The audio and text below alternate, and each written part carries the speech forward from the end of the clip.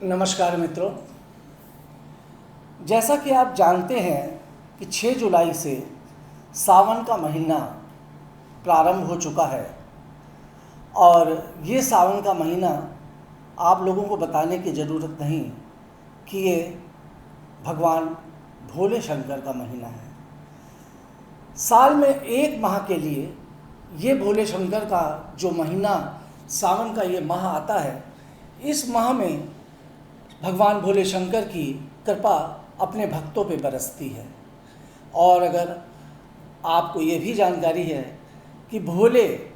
शब्द शंकर जी के आगे क्यों लगाया गया है। भोले शब्द शंकर जी के आगे इसीलिए लगाया है क्योंकि शिव बहुत ही जल्दी, बहुत ही शीघ्र प्रसन्न होने वाले देवता हैं और इस ब्रह्मांड के सबसे बड़े देवता भगवान भोले शंकर ही हैं, जिनकी कृपा से हर काम पूरा होता है। आज मैं आपको एक ऐसे विषय के बारे में बताने जा रहा हूँ कि अगर आप भोले शंकर की कृपा अति शीघ्र प्राप्त करना चाहते हैं,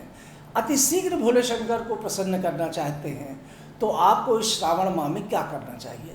छोटा सा उपाय, छोटी सी बात पर बहुत बड़ी बात। कभी कभी बहुत छोटी बातें होती हैं पर वो दबी रह जाती हैं, आप उनको कर नहीं पाते और सोचते रहते हैं अरे हाँ यार कर लेंगे और टाल देते हैं। पर वो छोटी सी चीज़ भगवान को प्रसन्न करने के लिए, उनसे अपना मनमांगा वरदान प्राप्त करने के लिए, बहुत ही आसानी से शंकर भोले को रिझाने के लिए वो छोटे से उपाय कारगर सिद्ध होते हैं दोस्तों। पर मैं आपसे एक बात कहूँगा कि ये जो उपाय, ये जो आज मैं एक पूजन विधि आपको बताने जा रहा हूँ भोले शंकर को प्रसन्न करने के लिए, इसको बताने से पूर्व आप मेरे चैनल को सब्सक्राइब जरूर करें, क्योंकि देखिए मैं आपकी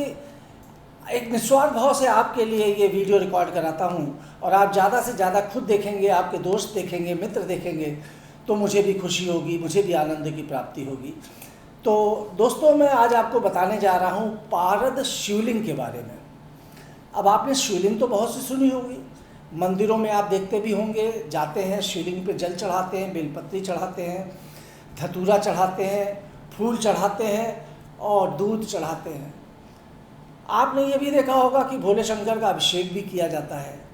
और भोले शंकर अभिषेक से भी प्रसन्न होते हैं।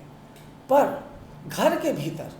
आपको अगर शिव की उपासना करनी हो, मंदिर में तो आप जाते ही हैं, मंदिर में जाकर आप जल चढ़ाते ही हैं, मंदिर में आप जाकर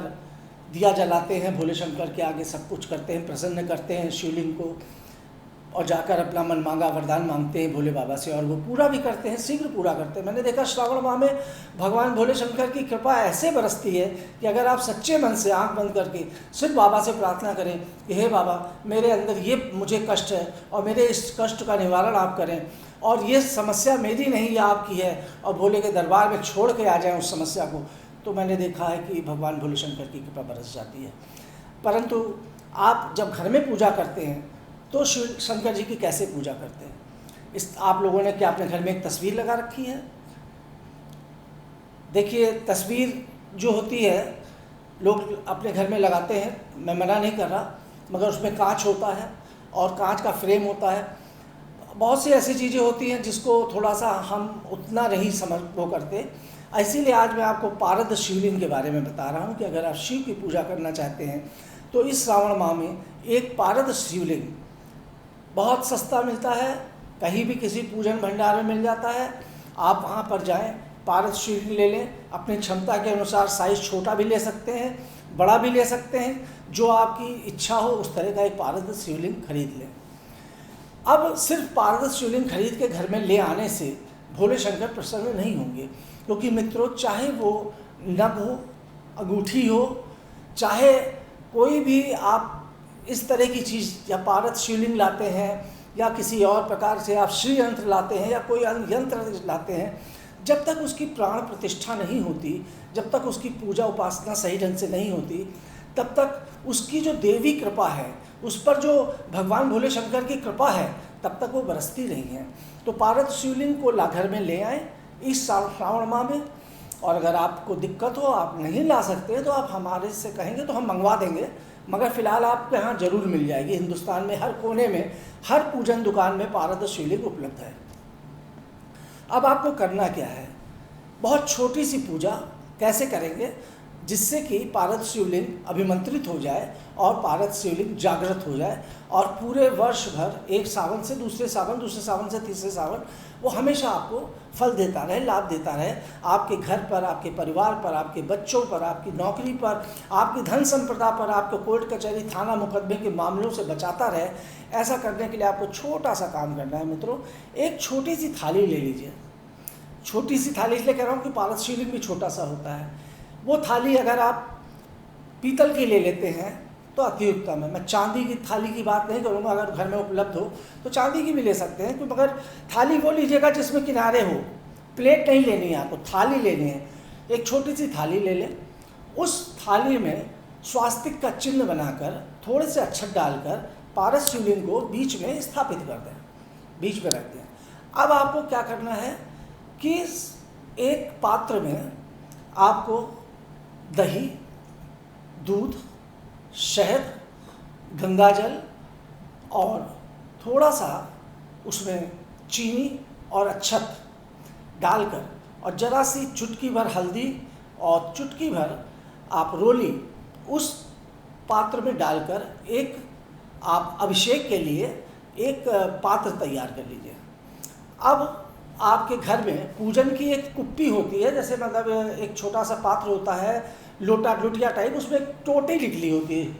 और अगर घर में नहीं है तो आप एक छोटी सी तांबे की या पीतल की कोई टोटी वाला ऐसा खरीद लीजिए, छोटा सा, बहुत महंगा नहीं है, बहुत सस्ता ही मिल जाएगा, आपके पूजन घर में हमेशा के काम आएगा। उसमें आप उसमें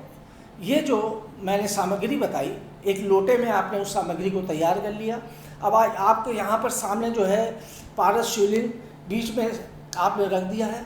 और इसके अलावा वो आपको जो सामग्री मैंने बताई वो आपने तैयार कर ली है। थोड़े से पुष्प लीजिए और फूलों से आप पहले श्रृंगार कर लीजिए। फूलों से आप जो पारद शिवलिंग के इर्द गिर्द श्रृंगार करिए और पहले एक एक करके, चाहे एक थोड़ा सा गंगा जल से पारद शिवलिंग पर गंगा जल चढ़ाइए और ओम नमः शिवाय का जाप करिए और पहले गंगा जल से पारद शिवलिंग को पवित्र करिए। फिर उसके बाद धूप बत्ती, अगरबत्ती और पुष्प चढ़ाने के बाद आप अभिषेक करना प्रारंभ करें। अभिषेक में धीरे धीरे आप जो सामग्री बना के मैंने बताई है, तैयार सामग्री, वो धीरे धीरे भोले शंकर के पारद शिवलिंग पर डालें और ओम नमः शिवाय का मंत्र जाप करते रहें। कम से कम 108 बार आपको ये जाप करना है, उससे अधिक भी आप करेंगे तो बहुत अच्छा है। अपनी क्षमता के अनुसार जितना ज़्यादा आप जाप कर सकते हो, वो किसी भी सावन के सोमवार के दिन आप ये कर सकते हैं इस काम को। और उसके बाद जब आपका ये अभिषेक पूरा हो जाए, सामग्री समाप्त हो जाए, तो उस शिवलिंग को निकाल कर गंगा जल से धोकर और फिर अपने मंदिर में स्थापित करें और उस पर टीका लगा के, तिलक लगा के, अक्षत लगा के उसको रख दें। और जो जल बचा हुआ अभिषेक का है उसको आप तुलसी के पेड़ में या किसी पौधे में उस जल को डाल दें। मित्रों, उस शिवलिंग की इस तरह से पारद शिवलिंग की पूजा करने के बाद अगर आप उसे अपने घर के मंदिर में स्थापित करते हैं और नित्य उसकी पूजा करते हैं, मतलब अन्य देवी देवताओं की भी करते हैं और पारद शिवलिंग का भी पूजा करते हैं, उस पर जल चढ़ाते हैं,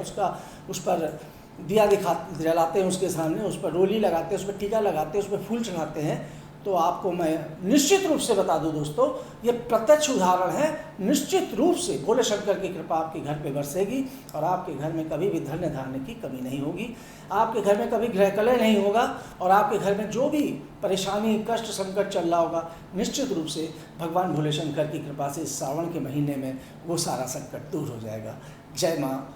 भगवती, जय भोले शंकर, ओम नमः शिवाय।